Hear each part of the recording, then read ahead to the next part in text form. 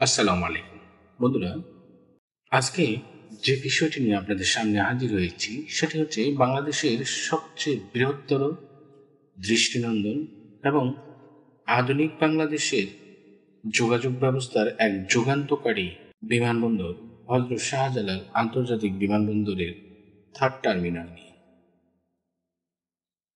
আপনারা শুনে খুশি হবেন, বিশ্বের সর্বাপেক্ষা সভ্য, শান্ত, নম্র, ভদ্র যেই জাতিসত্তাকে বলা হয়, সেই জাতিসত্তার একটি হচ্ছে জাপানের নাগরিক।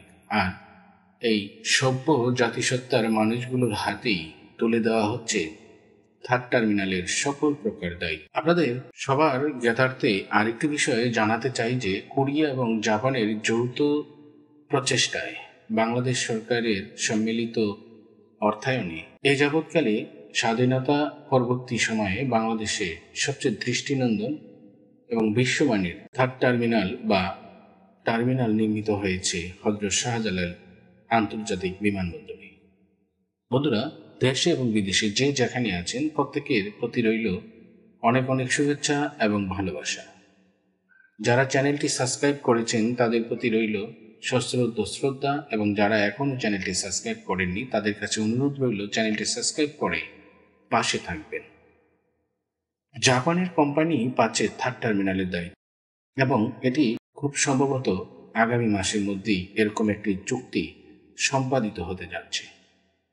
ঢাকার হযরত শাহজালাল আন্তর্জাতিক বিমানবন্দরের টার্মিনাল ৩ পরিচালনা শুরু থেকেই জাপানি প্রতিষ্ঠানের সঙ্গে আলোচনা চলে আসছে। ঢাকার হযরত শাহজালাল আন্তর্জাতিক বিমানবন্দরের টার্মিনাল ৩ পরিচালনা শুরু থেকেই জাপানি প্রতিষ্ঠানের সঙ্গে যে আলোচনা চলছিল সেটা জাপানের ২টি সরকারি এবং ৪টি বেসরকারি প্রতিষ্ঠানের সমন্বয়ে গঠিত বিশেষায়িত কোম্পানি ১৫ বছরের জন্য নবনির্মিত টার্মিনালটি পরিচালনা ও রক্ষণাবেক্ষণের দায়িত্ব পাচ্ছে। দেশটির কনসোর্টিয়ামের সঙ্গে ১ মাসের মধ্যে এই সম্পর্কিত চূড়ান্ত চুক্তি স্বাক্ষর হবে বলে আশা করছে বাংলাদেশ বেসামরিক বিমান চলাচল কর্তৃপক্ষের কর্মকর্তারা।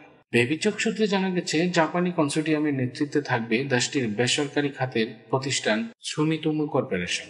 ৪টি বেসরকারি প্রতিষ্ঠানের পাশাপাশি একই কনসোর্টিয়ামের অংশীদার জাপানের ministry of land, infrastructure, transport and tourism ও জাপান আন্তর্জাতিক সহযোগী সংস্থা জাইকা।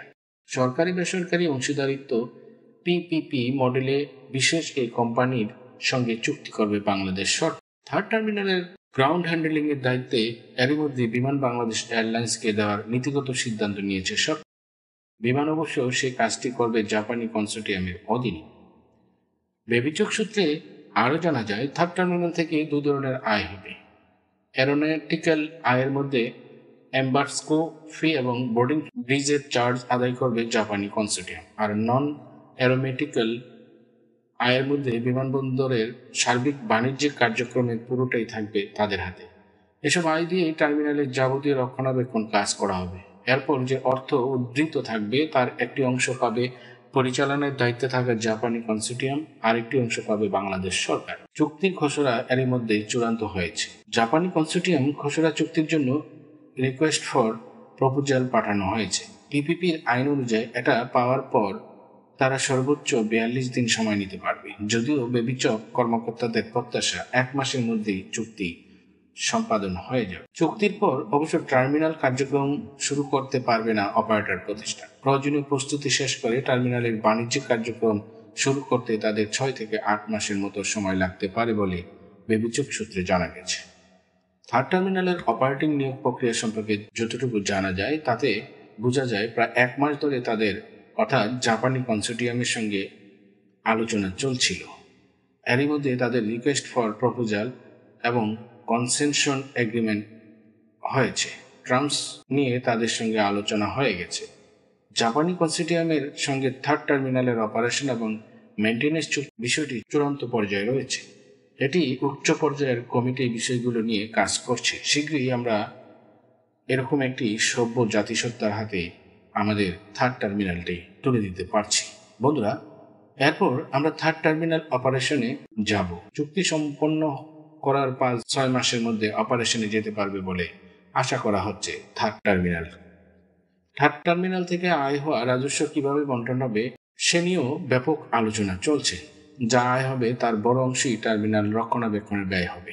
বাকি অংশের 1 ভাগ পাবে বাংলাদেশ, আর বাকি অর্থগুলো পাবে অপারেটর কোম্পানি। যেহেতু এখনো চুক্তি সম্পাদন হয়নি, সেহেতু রাজস্ব ভাগাভাগি বিষয়ে চূড়ান্ত কিছু এখনো জানা যায়নি। শাহজালাল থার্ড টার্মিনাল নির্মাণ হচ্ছে জাইকার ঋণে।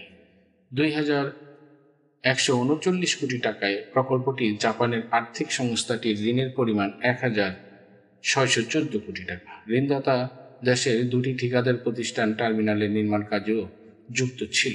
দ্বাদশ জাতীয় সংসদ নির্বাচনের আগে 2023 সালে 7 অক্টোবর তড়িঘড়ি করে থার্ড টার্মিনালের সফট লঞ্চিং করেছিলেন তৎকালীন আওয়ামী লীগ সরকার। সে সময় টার্মিনাল প্রকল্পের অগ্রগতি ছিল 90%। যতটুকু জানা যায় তাতে বর্তমানে টার্মিনাল ভবন প্রস্তুত থাকলেও অপারেটর না থাকায় বাণিজ্যিক কার্যক্রম শুরু করা সম্ভব হচ্ছে না। 1 মাসের মধ্যে অপারেটরের সঙ্গে চুক্তি হলে চলতি বছরের শেষ নাগাদ বাণিজ্যিক কার্যক্রম শুরু হতে পারে। বন্ধুরা, আমরা এর সাথে জেনে নিব হযরত শাহজালাল আন্তর্জাতিক বিমানবন্দর সম্পর্কে সংক্ষিপ্ত কিছু তথ্য। হযরত শাহজালাল আন্তর্জাতিক বিমানবন্দর পুরনো নাম ছিল জিয়া আন্তর্জাতিক বিমানবন্দর। রাজধানী ঢাকার কুর্মিটোলায় অবস্থিত বাংলাদেশের প্রধান এবং সবচেয়ে বড় আন্তর্জাতিক টার্মিনাল। এটি 1980 সালে এর কার্যক্রম শুরু করার পরে পূর্বের বাংলাদেশে একমাত্র আন্তর্জাতিক বিমানবন্দর ছিল। তেজগাঁ বিমানবন্দর থেকে এর কার্যক্রম স্থানান্তরিত করা হয়। এটি বিমান Bangladesh airlines, air extra, US Bangla airlines সহ বাংলাদেশের সকল এয়ারলাইন্সগুলোর হোম বেস। 1981 একর এলাকা বিস্তৃত এই বিমানবন্দর দিয়ে দেশের প্রায় 52% আন্তর্জাতিক এবং আভ্যন্তরীণ ফ্লাইট ওঠানামা করে, যেখানে চট্টগ্রামে অবস্থিত দেশের দ্বিতীয় বৃহত্তর বিমানবন্দর শাহ আমানত আন্তর্জাতিক বিমানবন্দর প্রায় 17% যাত্রী ব্যবহার করে। এই বিমানবন্দর দিয়ে বার্ষিক প্রায় 40 লক্ষ আন্তর্জাতিক এবং 10 লক্ষ আভ্যন্তরীণ যাত্রী এবং 1,50,000 টন ডাক ও মালামাল আসা যাওয়া করে। শাহজালাল আন্তর্জাতিক বিমানবন্দর বাংলাদেশকে বিশ্বের বিভিন্ন গুরুত্বপূর্ণ শহরগুলোর সঙ্গে সংযুক্ত করেছে। বিমান বাংলাদেশ এয়ারলাইন্স এই বিমানবন্দর থেকে ইউরোপ এবং এশিয়ার 18টি শহরে চলাচল করে। এই বিমানবন্দরটি বাংলাদেশ বিমান বাহিনীর ঘাঁটি হিসেবে ব্যবহৃত হয়। ঘাঁটির নাম BAF ঘাঁটি। 1941 সালে দ্বিতীয় বিশ্বযুদ্ধের সময় ব্রিটিশ সরকার তেজগাঁ থেকে কয়েক কিলোমিটার উত্তরে কুর্মিটোলায় উড়োজাহাজ নামার জন্য একটি রানওয়ে তৈরি করে। 1947 সালে পাকিস্তান গঠনের পর তেজগাঁ বিমানবন্দরটি পূর্ব পাকিস্তানের প্রথম বিমানবন্দর হয়ে ওঠে। 1966 সালে তৎকালীন পাকিস্তানের সরকার কুর্মিটোলার উত্তর পূর্বাঞ্চলে নতুন বিমানবন্দর নির্মাণের জন্য একটি প্রকল্প গ্রহণ করে এবং ফরাসি বিশেষজ্ঞদের মতে টার্মিনাল নির্মাণ এবং রানওয়ে নির্মাণের জন্য টেন্ডার চালু করা হয়। নির্মাণ সামগ্রী পরিবহন জন্য একটি রেলওয়ে স্টেশন, বর্তমানে এয়ারপোর্ট রেলওয়ে স্টেশন নির্মিত হয়। 1971 সালে মুক্তিযুদ্ধের সময় বিমানবন্দরটির অর্ধেক সম্পন্ন অবস্থায় ছিল, কিন্তু যুদ্ধের সময় বিমানবন্দরে গুরুতর ক্ষতি সাধিত হয়। স্বাধীনতার পর বাংলাদেশের সরকার পরিত্যক্ত কাজ পুনরায় চালু করে এবং এটিকে দেশের প্রধান আন্তর্জাতিক বিমানবন্দর হিসেবে নির্মাণের সিদ্ধান্ত নেওয়া হয়। মূল রানওয়ে এবং কেন্দ্রীয় অংশটি খোলার মাধ্যমে 1980 সালে এয়ারপোর্টটি আনুষ্ঠানিকভাবে যাত্রা শুরু করে। তৎকালীন রাষ্ট্রপতি জিয়াউর রহমান বিমানবন্দরটির শুভ উদ্বোধন করেন। রাজনৈতিক কারণে আরও 3 বছর আগে এটি সম্পন্ন হতে অবশেষে 1983 সালে রাষ্ট্রপতি আব্দুস সাত্তার জিয়া আন্তর্জাতিক বিমানবন্দর হিসেবে বিমানবন্দরের উদ্বোধন করেন। 2010 সালে তৎকালীন আওয়ামী লীগ সরকার বিমানবন্দরের নাম পরিবর্তন করে জিয়া আন্তর্জাতিক বিমানবন্দর থেকে ভারতীয় উপমহাদেশের বিখ্যাত সুফি দরবেশ হযরত শাহজালালের নাম অনুসারে বিমানবন্দরের নাম হযরত শাহজালাল আন্তর্জাতিক বিমানবন্দর নামকরণ করা হয়। বন্ধুরা, এই ছিল আজকের জিয়া আন্তর্জাতিক বিমানবন্দর কিংবা শাহজালাল আন্তর্জাতিক বিমানবন্দরের সংক্ষিপ্ত পরিচিতি। তবে মজার ব্যাপার হলো, আমরা জিয়া আন্তর্জাতিক বিমানবন্দর কিংবা হযরত শাহজালাল আন্তর্জাতিক বিমানবন্দর যেই নামেই ডাকি না কেন, মূলত বিশ্ব দরবারে এই বিমানবন্দরটি ঢাকা বিমানবন্দর নামেই পরিচিত, যার ISTS হচ্ছে DAC, ICAO হচ্ছে BGHS।